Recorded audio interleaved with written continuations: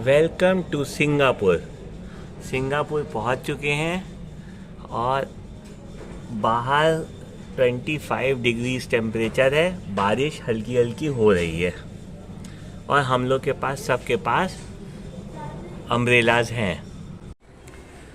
हम लोग सिंगापुर के चंगी एयरपोर्ट में आ गए हैं और अब हम लोग यहाँ से पहले तो इस एयरपोर्ट को ही एक्सप्लोर करेंगे और एयरपोर्ट को एक्सप्लोर करने के बाद फिर हम लोग यहाँ पे स्काई ट्रेन है, स्काई ट्रेन लेके जो टर्मिनल 3 पे जो मेट्रो होगी वो लेके फिर उसके बाद अपने होटल जाएंगे। पहले हम लोग 2 घंटे इसी एयरपोर्ट पे स्पेंड करेंगे। मैंने काफ़ी यूट्यूब पे देखा है कि सिंगापुर का जो चंगी एयरपोर्ट है वो one of the best airport है और यहाँ पर थीम पार्क और वाटरफॉल और ये सब भी है।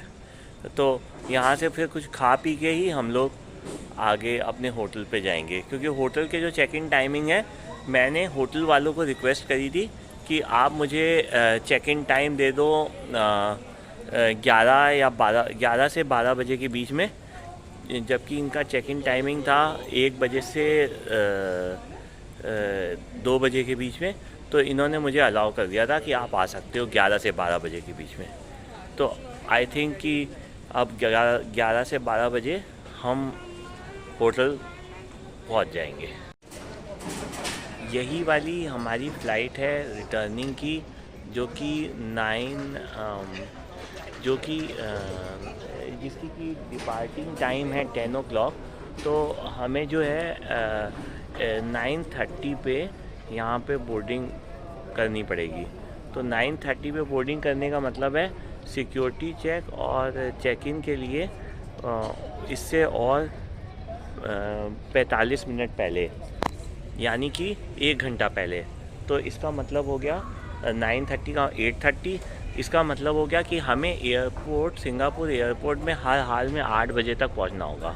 तो तभी हम 10 बजे की ये फ़्लाइट ले सकते। हम लोग सिंगापुर एयरपोर्ट में आ चुके हैं और यहाँ पर क्योंकि मैंने SG अराइवल कार्ड पहले से भर दिया था, तो बड़ा ही ये ऑटोमेटिक प्रोसेस था। यहाँ पे ये जो मशीनें लगी हैं वाइट कलर की, ये सारी की सारी मशीनों में अपना पासपोर्ट को रखा, स्कैन हुआ पासपोर्ट और बस थंब लगाया।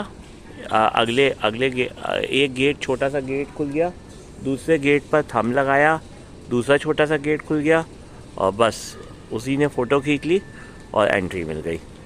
ऑटोमेटिक प्रोसेस, हार्डली टाइम लगा 1 मिनट का, 1 मिनट के अंदर एंट्री।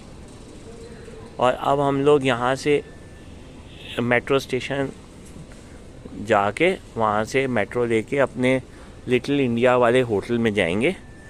ये बहुत ही खूबसूरत होटल है।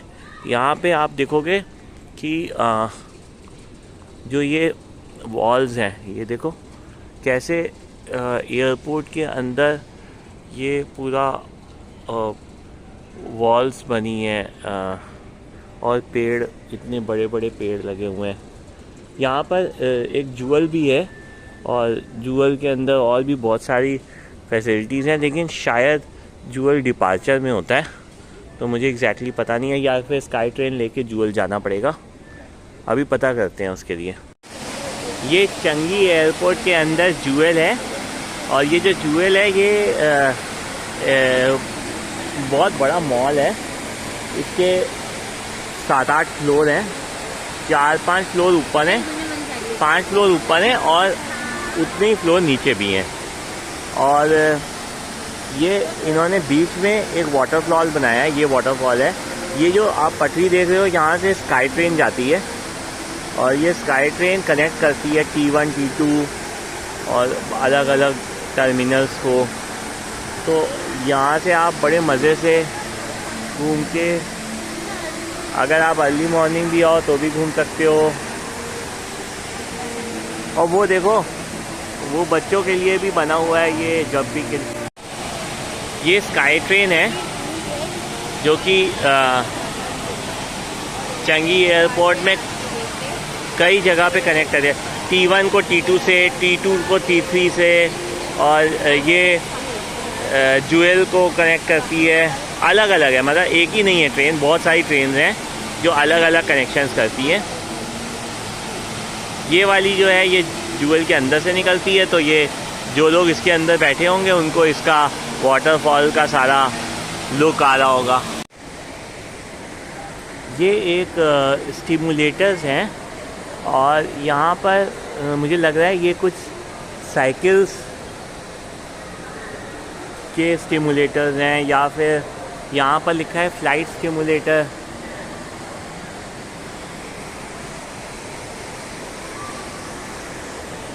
ये पूरा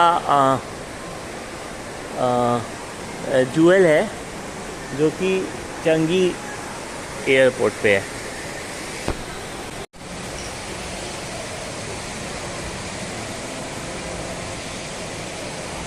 ये साइकिल वाला फ्लाइट स्टिमुलेटर है कि अगर आपने इतनी तेज़ साइकिल चलाई कि आप एरोप्लेन से भी आगे निकल गए,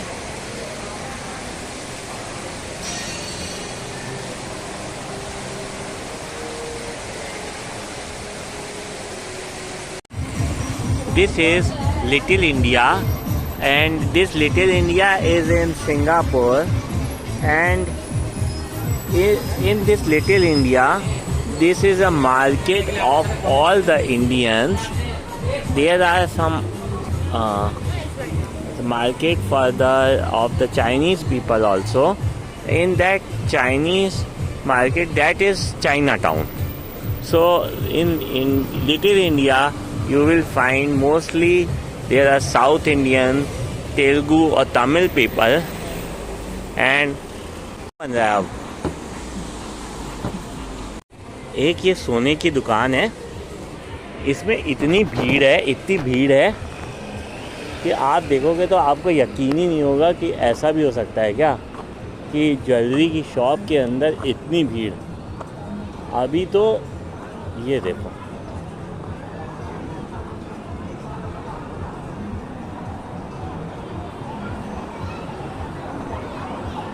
और सारे सून हाट गोल्ड स्मिथ, मतलब जो सून हाट है वो तो है चाइनीज़। ये देखा, फिर से दिखाता हूँ।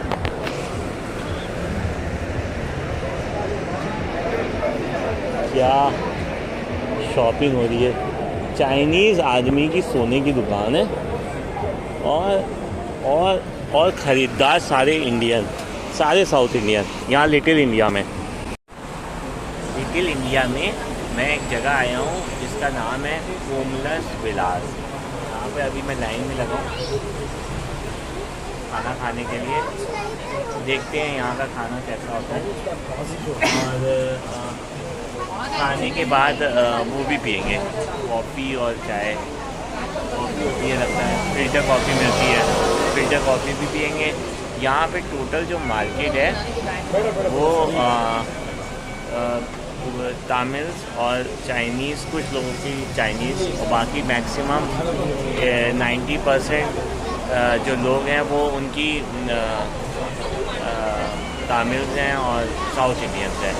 उन लोगों ने बहुत अच्छे से यहाँ पे सारा पूरा लिटिल इंडिया बना रखा है, और यहाँ पे मतलब लगता ही नहीं है कि आप सिंगापुर में हो। ऐसे लगता है जैसे कि आप किसी साउथ इंडिया की सिटी में हो। बहुत अच्छा है यहाँ पर। हाँ, सिंगापुर में कुछ नई तरीके की गाड़ियाँ हैं, जैसे कि फिएट की कुछ गाड़ियाँ हैं जो कि बिल्कुल यूनिक हैं, और टोयोटा और निसान की तो गाड़ियाँ बिल्कुल सिमिलर हैं। जैसी गाड़ी टोयोटा की वैसी सिमिलर गाड़ी निसान की, बस खाली ऊपर का लोगो चेंज। और यहाँ पर सिंगापुर के अंदर कोई भी मेडिकल शॉप्स नहीं है। मेडिकल शॉप्स, ये देखिए यहाँ की बार्बर शॉप, और यहाँ पर कोई भी मेडिकल शॉप नहीं है।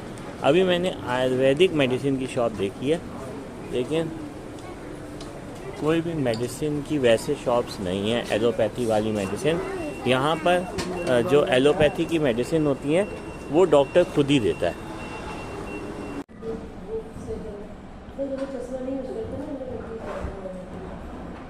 देखो कैसे ट्रकों में कूड़े की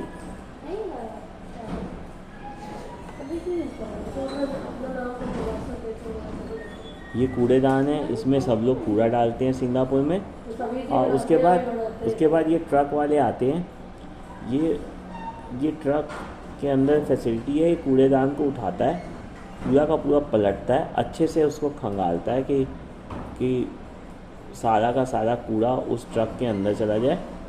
और उसके बाद उसको अपने अंदर खींचने का इसका आर्म है, और वो पूरा आर्म कूड़े को लेके अपने अंदर खींचता है और अंदर कर देता है, अंदर की ओर दबा देता है। सारे के सारे डस्टबिन्स, जितने भी डस्टबिन इस मार्केट में थे, ये इस मार्केट का नाम है वीरासामी। और ये देखो ये कैसे इसने उठाया, पलटा, सारे के सारे डस्टबिन खाली हो गए। चाहे कितना भी बड़ा डस्टबिन हो, चाहे छोटे डस्टबिन हो, सबको ये लेके पलटता है। और देखो ये ट्रक के पीछे लगाया और ये आया, पलट दिया, पूरा का पूरा डस्टबिन खाली। और ये इस तरीके से ये लोग सिंगापुर की सफाई करते हैं। और Singapore most neat and clean city है, क्योंकि ये सारे के सारे जितने भी लोग हैं वो कोई भी कूड़ा सड़क के ऊपर नहीं फेंकता, वो कूड़ा सिर्फ डस्टबिन्स के अंदर ही डालता है।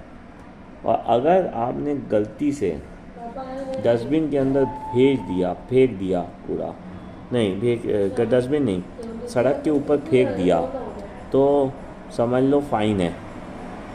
$100 का तो होगा ही, $500 का भी हो सकता है।